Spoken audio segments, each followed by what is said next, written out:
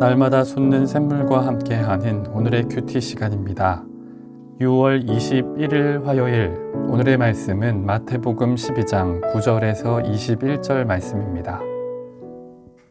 거기에서 떠나 그들의 회당에 들어가시니 한쪽 손 마른 사람이 있는지라. 사람들이 예수를 고발하려 하여 물어 이르되, 안식일에 병 고치는 것이 옳으니까? 너희 중에 어떤 사람이 양 한 마리가 있어 안식일에 구덩이에 빠졌으면 끌어내지 않겠느냐? 사람이 양보다 얼마나 더 귀하냐? 그러므로 안식일에 선을 행하는 것이 옳으니라. 이에 그 사람에게 이르시되, 손을 내밀라. 하시니 그가 내밀매 다른 손과 같이 회복되어 성하더라. 바리새인들이 나가서 어떻게 하여 예수를 죽일까 의논하거늘 예수께서 아시고 거기를 떠나가시니 많은 사람이 따르는지라. 예수께서 그들의 병을 다 고치시고 자기를 나타내지 말라 경고하셨으니 이는 선지자 이사야를 통하여 말씀하시노라. 보라, 내가 택한 종 곧 내 마음에 기뻐하는 바 내가 사랑하는 자로다. 내가 내 영을 그에게 줄 터이니 그가 심판을 이방에 알게 하리라. 그는 다투지도 아니하며 들레지도 아니하리니 아무도 길에서 그 소리를 듣지 못하리라. 상한 갈대를 꺾지 아니하며 꺼져가는 심지를 끄지 아니하기를 심판하여 이길 때까지 하리니 또한 이방들이 그의 이름을 바라리라. 함을 이루려 하심이니라. 새로운 아침입니다. 엘칸나, 하나님은 모든 것 다해 사랑하시는 분이십니다. 구약 성경에는 하나님의 자비하심을 나타내는 히브리어가 몇 가지 있습니다.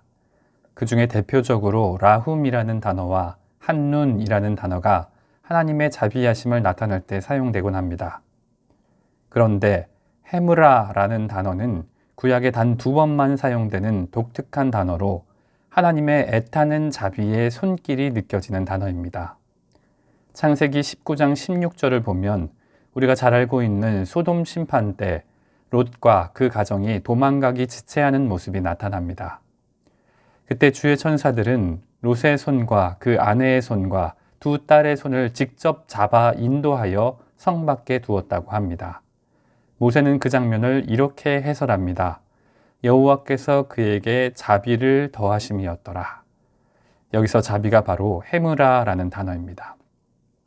자비는 사랑자라는 한자에 슬플 비라는 한자가 더해져서 만들어진 글자입니다. 누군가 자비가 있다는 것은 그 사람이 상대방을 단순히 불쌍히 여기는 마음이 아닙니다. 그것은 안타깝게 슬퍼하며 상대방을 사랑하고 있는 마음입니다. 주의 천사가 구약에서 롯과 그 식구들을 안타깝게 사랑하는 마음으로 두 손을 잡아 끌고라도 심판받을 성 밖으로 인도해 내셨던 것처럼 오늘 본문에서 예수님은 손 마른 사람과 수많은 병자를 향한 자비의 마음을 품고 계십니다. 그리고 그 예수님은 지금도 자비로 저와 여러분의 손을 잡아 인도하십니다. 오늘 말씀을 통해 예수님을 따라 자비를 실천하고 사람을 살리는 저와 여러분이 되시길 소망합니다. 마태복음 12장 전반부에는 안식일과 관련된 예수님의 일화가 기록됩니다. 어제 본문에서 예수님의 제자들은 밀밭 사이로 지나가다가 이삭을 잘라 먹음으로 유대인의 안식일 규례를 어겼습니다. 이에 바리새인들은 예수님께 직접 대항했고 예수님께서는 자신이 성전보다 크시고 안식일의 주인이시기에 자신과 동행하는 제자들이 안식을 범해도 죄가 없다고 설명하셨습니다. 그리고 호세아 6장 6절을 인용하며 자비가 제사보다 더 중요하다는 말씀을 그 근거로 드셨습니다. 그리고 오늘 본문 9절이 시작됩니다. 본문 9절은 앞서 밀밭 사건이 있었던 1절에서 8절과는 다른 안식일에 일어난 일입니다. 마태복음의 기록만 보면 앞에 일이 있고 곧이어 회당에 들어간 것 같지만 병행구전인 누가복음 6장 6절을 보면 또 다른 안식일에라고 기록하고 있기 때문입니다. 본문에는 4가지 다른 사람들의 관점이 기록되는데 첫째는 바리새인, 둘째는 손 마른 사람, 셋째는 예수님, 넷째는 많은 사람으로 나누어 볼 수 있습니다. 오늘 새벽은 새벽 기도를 목적으로 하기에 시간 관계상 큰 흐름에 맞게 바리새인과 예수님의 관점을 중심으로 살펴보겠습니다. 먼저 살펴볼 것은 바리새인의 관점입니다. 바리새인의 목적은 두 가지입니다. 10절과 14절을 통해서 그 내용을 확인할 수 있는데 첫째는 고발하는 것이고 둘째는 죽이려는 것입니다.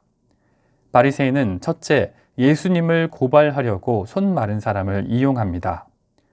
물론 유대인의 안식일 규정인 미시나 요마를 보면 생명이 위급한 사람은 구원할 수 있었습니다. 하지만 손 마른 사람은 긴급한 질병이 아니었습니다. 다만 그들은 제사보다 자비를 원한다는 예수님의 말씀을 이용해 안식일에 긴급하지 않은 일을 하도록 올무로 놓은 것입니다. 그들은 율법의 본질과 정신을 이해하지 못했기에 하나님의 말씀을 판단과 고발의 도구로 사용한 것입니다. 둘째, 바리새인의 목적은 죽이려는 것입니다. 앞서 그들은 요한을 감옥에 가두는 정도에 만족했었다면 이제 그들은 예수님을 직접 죽이려고까지 모의했습니다. 말씀이 선포되고 생명이 구원되어야 할 회당에서 그들은 죽이려는 계획을 품었고 그 회당에서 나가자마자 사람을 죽이기 위한 실천적인 계획을 논의했습니다. 말씀을 자신의 기준과 뜻대로 해석하는 사람은 교회 안에서도 밖에서도 이처럼 무서운 도구로 악하게 사용되는 것입니다. 다음으로 예수님의 관점을 살펴보겠습니다. 바리새인의 목적 두 가지가 고발하고 죽이려는 것이었다면 예수님의 목적 두 가지는 살리고 구약을 성취하는 것이라고 할 수 있습니다. 첫째, 예수님의 목적은 살리기 위함입니다. 바리새인의 교묘한 질문에 예수님께서는 율법의 정신을 따라 대답하십니다. 안식일에 양 한 마리가 구덩이에 빠져도 구하는 것이 옳다면 병자를 고쳐 구원하는 것이 얼마나 귀한 일인지 설명하며 말입니다. 바리새인들은 수동적으로 율법에 따라 병 고치는 것이 옳으냐고 질문했지만 예수님께서는 능동적으로 율법에 따라 선을 행하는 것이 옳다고 답하십니다. 바리새인은 고칠 능력도 없으면서 죽이고 판단하려 했다면 예수님께서는 고칠 능력을 가지시고 친히 회복시키시고 살리시려 한 것입니다. 예수님께서 회당에서 손 마른 사람의 병을 고치실 때 그 사람에게 손을 내밀라고 말씀하십니다. 누가복음 6장을 보면 그 손은 오른손이라고 기록합니다. 그 사람은 자신의 가장 중요한 힘의 근원인 오른손에 근육과 신경이 손상되고 혈관과 세포가 망가져서 정상적인 생활을 영위할 수 없었던 사람이었습니다. 그는 남들 앞에서 평생 자신의 부끄러운 오른손을 감추고 싶었을 것입니다. 또 그 회당에서도 가능하다면 숨기고 싶었을 것입니다. 누군가 자신의 오른손 쪽만 쳐다봐도 불편하고 수치스러웠을지 모릅니다. 하지만 예수님께서는 그를 살리기 위해 말씀하십니다. 손을 내밀라 라고 말입니다. 그리고 그는 말씀에 의지하여 자신의 부끄러운 오른손을 내밀었습니다. 그때 예수님께서는 빛이 있으라고 말씀하실 때 빛이 있었던 것처럼 말씀으로 그를 치료하시고 그 손에 생명을 불어넣으셨습니다. 우리는 오른손 마른 자를 고치시는 예수님의 기적 가운데도 바리새인과 연약한 신자들을 향한 예수님의 세심한 배려를 느낍니다. 혹시나 안식일의 결례로 인하여 걸림이 될 많은 자를 위하여 예수님께서는 말씀으로만 그를 치료하시고 그의 몸을 만지지도 않고 어떤 일도 하지 않았기 때문입니다. 예수님은 손 마른 자를 구원하실 뿐만 아니라 기적을 보는 많은 사람도 구원하여 살리고자 하신 것입니다. 두 번째이자 마지막으로 예수님의 목적은 구약을 성취하시는 것이었습니다. 마태는 그곳을 떠난 예수님께서 당신을 따르는 수많은 사람의 병을 고치시고 은밀하게 하나님 나라를 확장하시는 예수님의 사역을 기록합니다. 그리고 그 사역이 이사야 42장을 성취하는 말씀인 것을 인용하여 설명합니다. 인용된 본문의 주된 의미는 구원자 되신 예수님께서 은밀하게 자비와 공의를 행하시며 이방의 참 빛을 비추신다는 내용입니다. 오늘 말씀을 정리합니다. 오늘 우리는 예수님께서 회당에 들어가서 안식일에 손 마른 사람을 고치시는 모습을 함께 살펴보며 이를 통해 바리새인의 목적 2가지와 예수님의 목적 2가지를 이해할 수 있었습니다. 바리새인은 자신이 생각하는 율법의 형식과 기준에 따라 예수님을 고발하려 했고 예수님을 죽이려고 했습니다. 그런데 예수님께서는 같은 율법의 본질과 정신에 따라 손 마른 사람을 살리려고 했고 모든 구약을 성취하시려고 했습니다. 예수님께서는 당신의 의를 세우는 것이 아니라 구약에 기록된 말씀을 이루시기 위해 바리새인의 간계를 듣고도 조용히 물러나셨고 잠잠히 병자들을 고치셨으며 은밀하게 자신을 숨기셨습니다. 오늘 이 말씀을 듣는 저와 여러분은 바리새인과 같은 신앙인이 되지 않길 원합니다. 내가 아는 율법, 내가 아는 성경으로 다른 사람을 정죄하고 다른 사람을 판단하며 다른 신자를 고발하지 않길 원합니다. 사도 바울도 같은 맥락에서 고린도 교회에 이런 편지를 기록했습니다.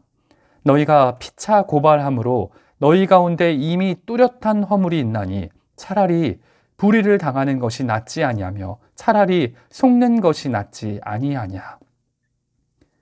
잘못한 상대를 정죄하고 잘못한 사람의 허물을 드러내는 것보다 차라리 내가 그 불의를 당하는 것이 낫지 않느냐는 것이 사도 바울의 편지이고 예수님의 모범인 것입니다. 오늘 저와 여러분은 우리가 손 마른 사람인 것을 기억하길 원합니다. 우리의 부끄러운 손을 내밀고 이제 나의 부끄러움과 수치를 대신 담당하신 분이 예수 그리스도이신 것을 깨닫길 원합니다. 그래서 이제 우리도 예수님을 따라 자비를 실천하고 사람을 살리며 살아갈 수 있기를 간절히 소망합니다. 함께 주님 가르쳐 주신 기도로 말씀을 마무리하고 개인적인 기도 제목과 자신이 속한 공동체를 위해서 또 한국 교회와 세계 열방을 위해서 기도하기를 원합니다. 하늘에 계신 우리 아버지, 아버지의 이름을 거룩하게 하시며 아버지의 나라가 오게 하시며 아버지의 뜻이 하늘에서와 같이 땅에서도 이루어지게 하소서. 오늘 우리에게 일용할 양식을 주시고 우리가 우리에게 잘못한 사람을 용서하여 준 것 같이 우리 죄를 용서하여 주시고 우리를 시험에 빠지지 않게 하시고 악에서 구하소서. 나라와 권능과 영광이 영원히 아버지의 것입니다. 아멘.